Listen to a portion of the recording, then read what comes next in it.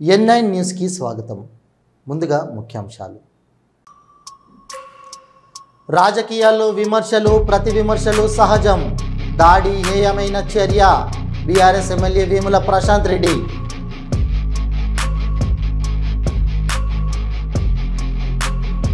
మాజీ మంత్రి రోజాపై నగిరి ఎమ్మెల్యే గాలి భానుప్రకాష్ అసభ్యకర వ్యాఖ్యలు. తీవ్రంగా మండిపడ్డ రోజా.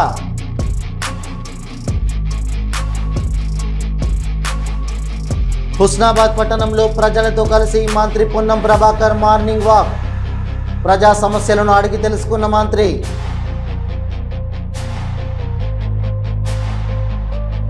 వైరా మాజీ ఎమ్మెల్యే మదన్ లాల్ చిత్రపటానికి పూలమాలలు వేసి నివాళులు అర్పించిన బీఆర్ఎస్ వర్కింగ్ ప్రెసిడెంట్ కేటీఆర్.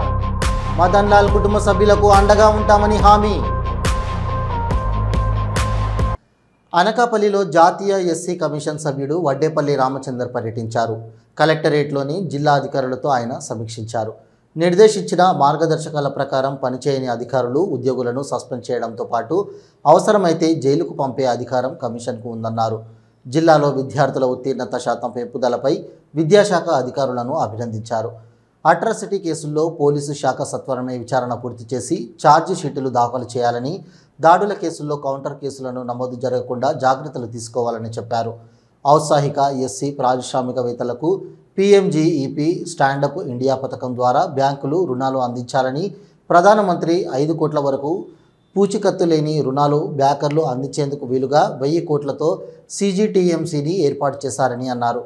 అన్ని ప్రభుత్వ శాఖల్లో రోస్టర్ పాయింట్లను ఖచ్చితంగా పాటిస్తూ రూల్ ఆఫ్ రిజర్వేషన్ ద్వారా బ్యాక్లాగ్ పోస్టులు భర్తీతో పాటు ప్రమోషన్లు కల్పించాలన్నారు.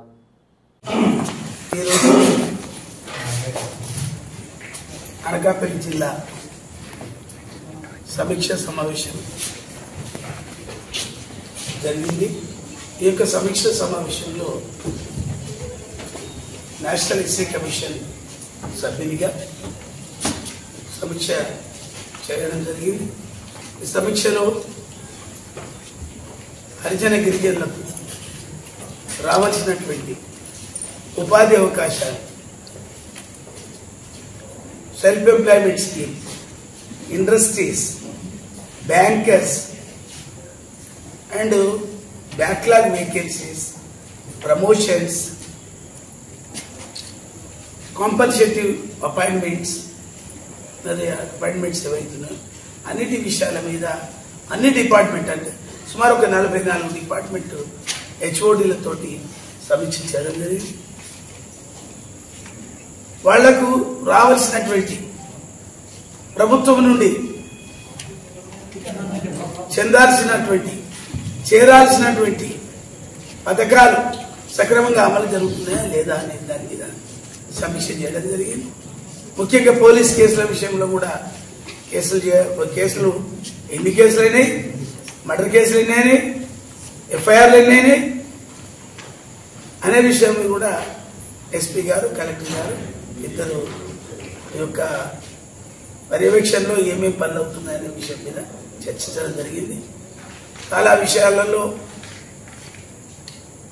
రాష్ట్ర ప్రభుత్వాలు కొంత సబ్సిడీ, మేము ఒక సూచన మీ ద్వారా తెలియజేసేదంటే రాష్ట్ర ప్రభుత్వాలు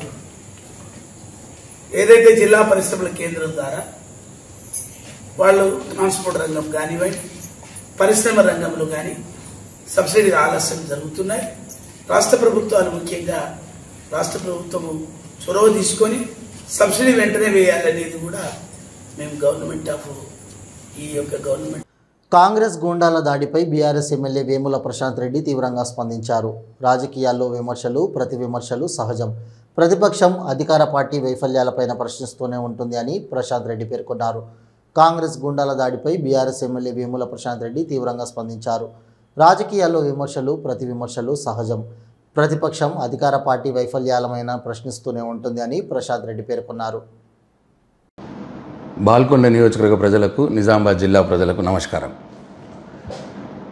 ఈరోజు అంటే రాజకీయాల్లో విమర్శలు ప్రతి విమర్శలు సర్వసాధారణం. ముఖ్యంగా ప్రతిపక్ష పార్టీ నాయకులుగా ప్రభుత్వం వైఫల్యాల మీద ప్రశ్నిస్తూనే ఉంటాం. ఇది సర్వసాధారణమైన విషయం. అయితే నేను మొన్న గల్ఫ్ కార్మికుల విషయంలో ఈ రేవంత్ రెడ్డి గారు ఎన్నికలప్పుడు గల్ఫ్ కార్మికుల కోసం గల్ఫ్ సంక్షేమ బోర్డు ఏర్పాటు చేస్తానని మాట ఇచ్చినాడు. ఇప్పుడు మటుకు చెయ్యలేదు అని అడిగిన నేను. అట్లనే ఎన్ఆర్ఏ సంక్షేమ బోర్డుకు ఏర్పాటు చేస్తామన్నారు. ఇప్పుడు మటుకు చేయలేదు అని అడిగిన. అట్లనే టోల్ ఫ్రీ నంబర్, అంటే గల్ఫ్ కార్మికులకు ఏమైనా ఇబ్బందులు ఉంటే డైరెక్ట్ టోల్ ఫ్రీ నంబర్ మాట్లాడితే ప్రభుత్వం సాయం చేస్తుంది అని టోల్ ఫ్రీ నంబర్ ఏర్పాటు చేస్తాము అన్నారు. అది కూడా చేయలేదు అని చెప్పి నేను ప్రశ్నించిన. అట్లనే చనిపోయిన కుటుంబాలకు 5 లక్షల రూపాయలు ఎక్స్గ్రేషియా ఇస్తామని చెప్పినారు. ఇంకా చాలామందికి ఇవ్వాల్సి ఉన్నది, కొద్దిమందికి ఇచ్చిండ్రు అని చెప్పిన నేను. నాకున్న సమాచారం ప్రకారం కేవలం బాల్కొండ నియోజకవర్గంలో ఇంకో 10-11 మందికి ఇవి వేయాల్సి ఉన్నది. లిస్టు నా దగ్గర ఉన్నది. మాజీ మంత్రి రోజా నగరి ఎమ్మెల్యే గాలి భానుప్రకాష్పై తీవ్రస్థాయిలో మండిపడ్డారు. ఈ సందర్భంగా ఆమె ఉత్తూరులోని మాట్లాడుతూ తల్లి, సొంత కుటుంబ సభ్యులే ఎమ్మెల్యే గాలి భానుప్రకాష్ను ఆయన కుటుంబ సభ్యులే చిత్కరిస్తున్నారంటే ఆయన ఎలాంటి వారో తెలుస్తుందన్నారు. వైసీపీ వాళ్లపై తప్పుడు కేసులు పెడితే ఎవరు భయపడరు, రాబోయేది జగనన్న ప్రభుత్వమే అని రోజా అన్నారు. వైఎస్ఆర్సీపీ వాళ్ళకి ఇవ్వకూడదని చెప్తుంటే మరి ఏ విధంగా ఇది జరుగుతుంది? పైనుంచి ప్రెషర్ చేశారు అంటారు. ఇది ఒక డైలాగ్ అఫీషియల్స్ అందరికీ కూడా. నేను అఫీషియల్స్ కి చెప్తున్నాను అండ్ భానుప్రకాష్ కూడా చెప్తున్నాను, నీకు నోరు రోజు రోజుకి పెరిగిపోతుంది.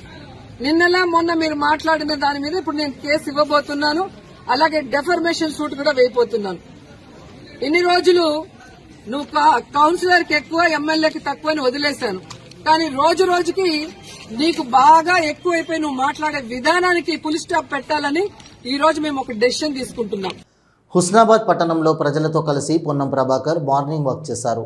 ప్రజా సమస్యలు అడిగి తెలుసుకొని పరిష్కారానికి అధికారులకు ఆదేశాలు ఇచ్చారు.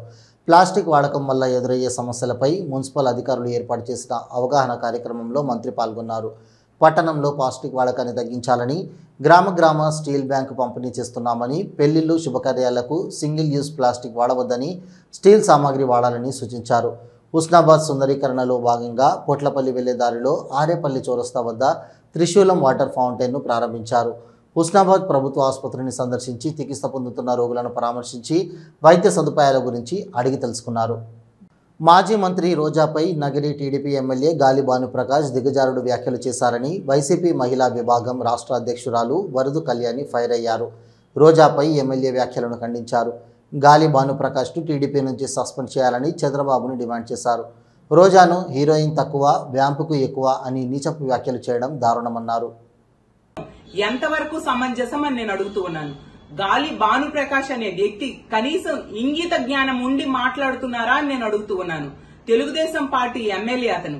తెలుగుదేశం పార్టీ అధినేత అయిన చంద్రబాబు నాయుడు గారు ఇలాంటి వ్యక్తుల్ని తక్షణమే పార్టీ నుంచి సస్పెండ్ చేయాల్సిన అవసరం ఉంది అని తెలియజేస్తూ ఉన్నాను. ఎందుకంటే ఒక మహిళగా రోజా గారు, ఒక ప్రజాప్రతినిధిగా, ఒక రాజకీయాల్లో ఉన్న మహిళగా ఆవిడ ఎన్నో సమస్యల మీద పోరాటం చేశారు. ముఖ్యంగా మహిళా సమస్యల మీద 25 సంవత్సరాలుగా పోరాటం చేస్తూ ఉన్నారు. అలాగే ఇప్పుడు కూడా ప్రభుత్వం తాలూకా తప్పుల్ని ప్రశ్నిస్తూ ఉండే పరిస్థితి. అంటే ఒక మహిళ ప్రభుత్వాన్ని ప్రశ్నిస్తుందని, ఆమెకి వ్యక్తిత్వ హననం చేస్తే రాజకీయాల నుంచి తప్పుకుంటారు అనేసి మీరు భ్రమపడి ఇలాంటి వ్యాఖ్యలు చేశారు అని అర్థమవుతూ ఉంది. ఇలాంటి వ్యాఖ్యలు చేయడం వల్ల మిమ్మల్ని ప్రజలు క్షమించరు అని తెలియజేస్తూ ఉన్నాను. తీసుకుంటే రోజా గారి మీద గతంలో కూడా చాలా వ్యాఖ్యలు తెలుగుదేశం పార్టీ నాయకులు చేసిన సంగతి మనందరము చూసాము. అలాగే ఈ రాష్ట్రానికి హోంమంత్రి ఒక మహిళ, అలాగే మహిళా కమిషన్ చైర్పర్సన్ కూడా ఉన్నారు. వాళ్ళైతే తెలుగుదేశం పార్టీలో ఉన్న మహిళలకి ఎవరైనా ఏమైనా అంటే సుమోటోగా కేసులు తీసేసుకుంటారు. మరి రోజా గారి మీద ఇంత దారుణమైన వ్యాఖ్యలు ఆ గాలి భానుప్రకాష్ అనే వ్యక్తి చేశాడు. హీరోయిన్ కి తక్కువ, వ్యాంప్ కి ఎక్కువ అంటూ 2000 రూపాయలు ఇస్తే ఏమైనా చేసేస్తారు అని చెప్తూ చాలా దిగజారిపోయి నీచమైన వ్యాఖ్యలు చేశారు కదా. దీని మీద సుమోటోగా అతని మీద కేసులు పెట్టాల్సిన అవసరం లేదా అని నేను అడుగుతూ ఉన్నాను. ఖమ్మం మమతా హాస్పిటల్ గ్రౌండ్కి చేరుకున్న మాజీ మంత్రి కేటీఆర్, పువ్వాడ అజయ్కు బీఆర్ఎస్ శ్రేణులు ఘన స్వాగతం పలికాయి. కేటీఆర్ మాట్లాడుతూ 10 ఏళ్లలో అన్ని రంగాలలో అభివృద్ధి సాధించి దేశంలోని తెలంగాణ ఆదర్శంగా నిలిచిందన్నారు. కాంగ్రెస్ ఇచ్చిన బోగస్ హామీలను ప్రజలు నమ్మి కాంగ్రెస్కు అధికారం ఇచ్చారు. నిరుద్యోగులు, మహిళలు, వృద్ధులు ఇలా అనేక వర్గాల ప్రజలకు ఇచ్చిన ఏ ఒక్క హామీని నిలబెట్టుకోలేదని అన్నారు. ఓటేసిన పాపానికి కాంగ్రెస్ కాటికి పంపుతుంది. ఇప్పుడు ఎన్నికలు జరిగితే 100% బీఆర్ఎస్ 100 సీట్లతో అధికారంలోకి వస్తుంది. బీఆర్ఎస్ పాలనా విలువ ప్రజలకు తెలియాలంటే మరో 3 సంవత్సరాలు ఇబ్బంది పడాల్సిందే. పొంగిలేటి బాంబుల మంత్రి అని, బట్టి కమిషన్ల మంత్రి అని, రైతుల ఇబ్బందులు వ్యవసాయ శాఖ మంత్రి తుమ్మలకు వారి సమస్యలు తెలియడం లేదా అని ప్రశ్నించారు. స్థానిక సంస్థల ఎన్నికల్లో బీఆర్ఎస్ అభ్యర్థుల గెలుపుకు రాష్ట్ర పార్టీ అండగా ఉంటుందన్నారు. ఖమ్మం, భద్రాద్రి, కొత్తగూడెం జిల్లాల జెడ్పీ చైర్మన్ స్థానాలకు కైవసం చేసుకుందాం. ఎన్నికల్లో ప్రజా వ్యతిరేక ఓటు వేసి కాంగ్రెస్కు తగిన బుద్ధి చెప్పాలని అన్నారు.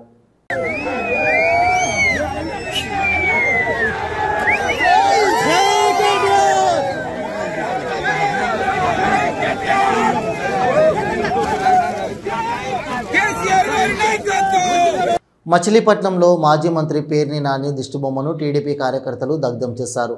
మంత్రి కొల్లు రవీంద్రపై పేర్ని నాని చేసిన అనుచిత వ్యాఖ్యలను నిరసిస్తూ నాని ఇంటి సమీపంలోని రామానాయుడుపేట సెంటర్లో దిష్టిబొమ్మను దగ్ధం చేశారు. పేర్ని నానికి వ్యతిరేకంగా నినాదాలు చేశారు. దిష్టిబొమ్మ దగ్ధం అనంతరం మానవహారంగా ఏర్పడి నిరసన తెలియజేశారు.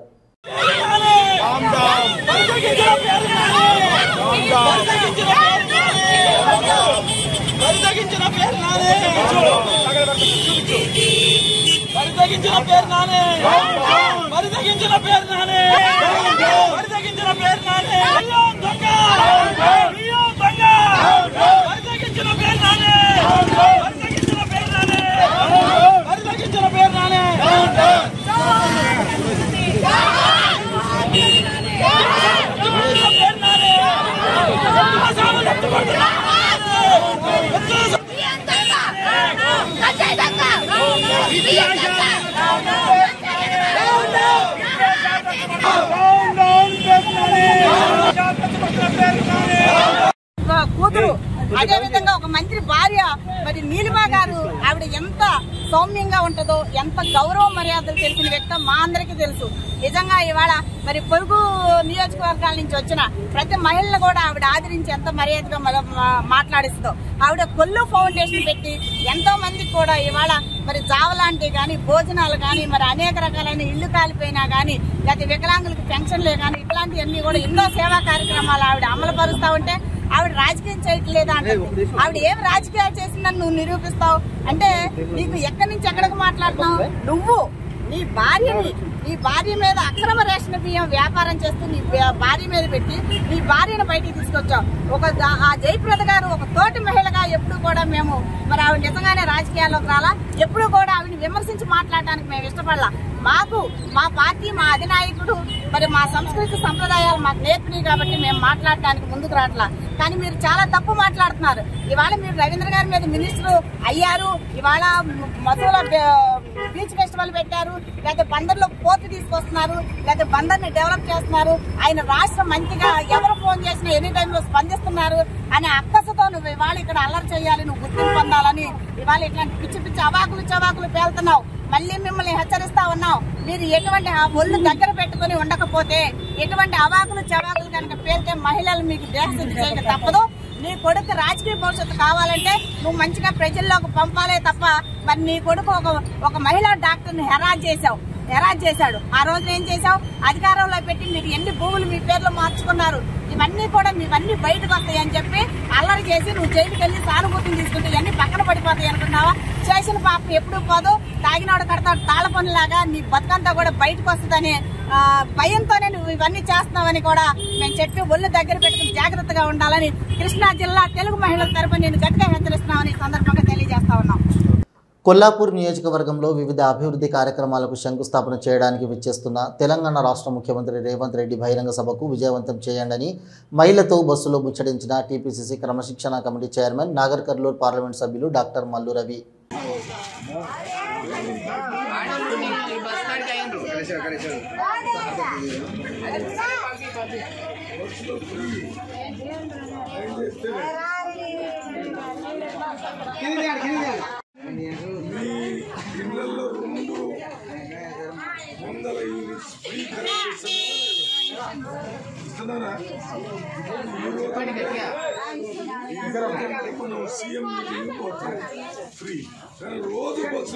ఒంగోలులోని పోలీస్ కార్యాలయంలో నేవీ విభాగానికి చెందిన హెలికాప్టర్ ల్యాండ్ కావడంతో అందరూ ఏం జరుగుతుందో అని ఆశ్చర్యం చెందారు. తీరా పోలీస్ కార్యాలయంలోకి వెళ్లి విచారించగా నేవీ విభాగానికి చెందిన హెలికాప్టర్ ఆయిల్ను నింపుకునేందుకు ల్యాండ్ చేసినట్లుగా తెలిసింది. సాధారణంగా 3 నెలలకు ఒకసారి హెలికాప్టర్ ల్యాండ్ చేసి సమీపంలో ఉన్న IOC నుండి ఇంధనం తీసుకువచ్చి నింపు వెళ్తారని తెలిసింది.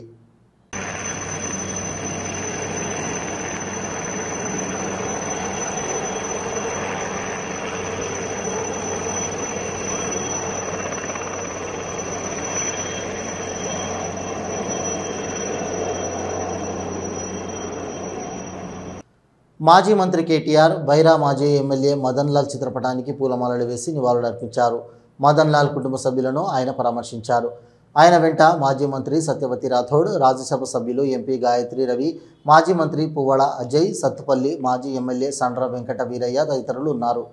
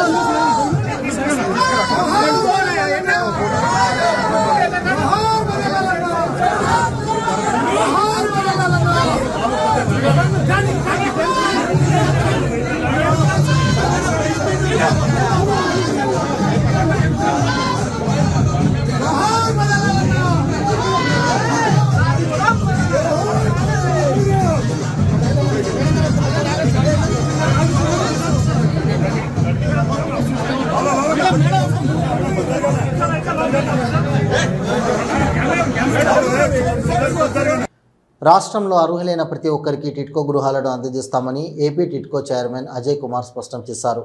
విశాఖ పర్యటనకు వచ్చిన ఆయన 70,000 మంది లబ్ధిదారులకు టిట్కో గృహ సముదాయాలు అప్పగిస్తామని తెలిపారు. విశాఖ దక్షిణ ఎమ్మెల్యే వంశీకృష్ణ శ్రీనివాస్, జనసేన నాయకులు ఆయనకు స్వాగతం పలికారు. అనంతరం టిట్కో ఇళ్లను పరిశీలించారు. ఇవాళ ఇప్పుడే శ్రీహాస్ జంక్షన్ వాటి కాలనీలు 72 ఉన్నాయి. ఇక్కడ ఆ ఇళ్లలోకి పోయాము. ఇక్కడ మిగిలిన నేను తిరిగిన టిట్కో కాలనీస్కి ఇక్కడ ఏంటంటే వ్యత్యాసం, ఇక్కడ ఆల్మోస్ట్ 100% ఆక్యుపెన్సీ ఉంది. ఏ టిట్కో కాలనీలో కూడా 20% పైన లేదు. ఇక్కడ 100% ఆల్మోస్ట్ ఆక్యుపెన్సీ ఉంది. అది ముందర ఒక మంచి పరిణామం. రెండోది, ఇక్కడ పోయినప్పుడు వాళ్ళ సమస్యలు చెప్పుకున్నారు. ముఖ్యమైన సమస్య ఇక్కడ వాళ్ళకి లీకేజ్, ఇళ్లలో లీకేజ్ అవుతున్నదని మాతో పాటు ఎవరైతే కాంట్రాక్టర్లు ఉన్నారో అలాగే మా టిట్కో అఫీషియల్స్ సిఈ గారి నుంచి ఈఈ, డిఈ, ఏఈ అందరూ వచ్చారు. అందరూ కూడా వాళ్ళు చెప్పిన సమస్యలు ఉన్నారు. మా ఎమ్మెల్యే గారు యాదవ్ గారు కూడా క్షుణ్ణంగా 3 ఫ్లోర్లు 4 ఫ్లోర్లు ఎక్కి ప్రతి ఒక్క ఫ్లాట్ చెప్పిన ఫ్లాట్లా సందర్శించారు. దాన్ని ఏ విధంగా ఈ సమస్యల్ని మనం తీరుస్తామని చెప్పి వాళ్ళతో కూడా మేము ఇప్పుడు మీటింగ్ పెడతాం. తర్వాత మెయిన్గా లీకేజ్ సమస్య గురించి ఆల్రెడీ స్టెప్స్ తీసుకుంటామని చెప్పారు. టాటా ప్రాజెక్ట్స్ అనేది ఇల్లు ఏదైతే కట్టారో పెద్ద కంపెనీ, నిజంగా కూడా టాటా ప్రాజెక్ట్స్కి దేశం అంతా కూడా మంచి పేరున్నది. వాళ్ళకి చెప్పడం అయింది, మీరు మంచి పేరున్న కంపెనీ ఇటువంటి సమస్యల్ని తక్షణమే మీరు దాన్ని తీసుకొని పరిగణలోకి ఈ సమస్యల్ని ఇక్కడున్న వాసులకి తీర్చాలని చెప్పి వాళ్ళు కూడా అష్యూరెన్స్ ఇచ్చారు. ఆల్రెడీ డాబా మీదకి తీసుకుపోయి చూపించారు వాళ్ళు చేసే పని. ఎపాక్సీ కోటింగ్ చేస్తున్నాము నీళ్లు లీక్ కాకుండా పైనుంచి. అలాగే ప్రతి ఒక్క ఫ్లోర్లో ఎక్కడెక్కడ ప్రాబ్లమో చూసి చేస్తామని చెప్పడం జరిగింది. శ్రీ శ్రీ శ్రీ వరాహలక్ష్మి నృసింహస్వామి వారి సహస్రనామార్చన నేత్రపర్వంగా సాగింది. ఆర్జిత సేవల్లో భాగంగా ఉత్సవమూర్తి గోవిందరాజస్వామిని ఉభయ దేవేరులతో మండపంలో అధిష్ఠింపజేశారు. సహస్రనామార్చనలో పాల్గొన్న భక్తుల గోత్రనామాలతో సంకల్పం చెప్పి పాంచరాత్ర గమశాస్త్రం విధానంలో విశ్వక్సేనారాధన పుణ్యాహవచానాలతో కార్యక్రమానికి కమనీయంగా జరిపించారు. మంత్రపుష్పం మంగళాసనాల తర్వాత భక్తులకు వేదాశీర్వచనాలు శేషవస్త్రాలు స్వామివారి ప్రసాదాలు అందజేశారు. తదుపరి స్వామివారి అంతరాలయ దర్శనమునకు అనుమతించారు.